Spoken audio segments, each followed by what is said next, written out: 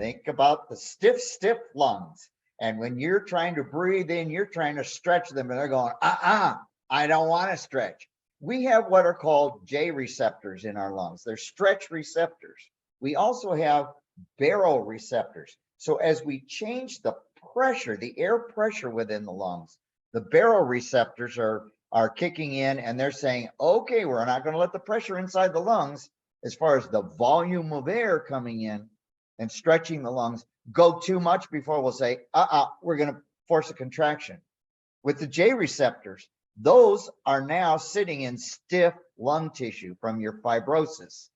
And they are going, before they let your lungs stretch too much, they're saying, and they contract. They impulsively pull the lungs back together.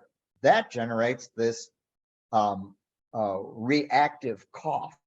So your cough has a lot to do with these receptors that don't want to let the lungs stretch too much, because they are hypersensitive because of the fibrotic changes and the fact that your lungs, your basic problem with moving air in and out of your lungs is you're trying to move it through stiff lungs.